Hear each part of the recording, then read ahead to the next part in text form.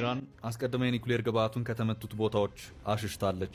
Iran has maintained that there's been zero impact of the strikes by America on its nuclear sites, and most of the highly enriched uranium at Fordo was moved to an undisclosed location prior to America's attack. ኢራን አሜሪካና እስራኤልን አደገኛ የፖለቲካ ሽወዳን ሸውዳለች።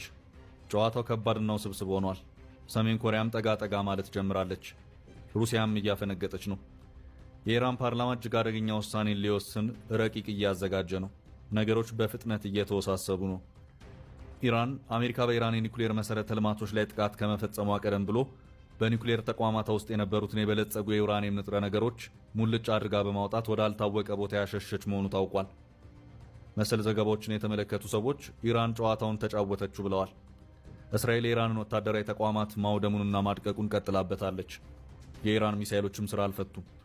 አሁን ደግሞ ኢራን የበለጸገውን ዩራኒየም ከአሜሪካ ጥቃት በፊት ወዳልታወቀ ስፍራ ሽሽታለች በሚለው ዙሪያ የሚገርሙ ዘገባዎች እየወጡ ነው።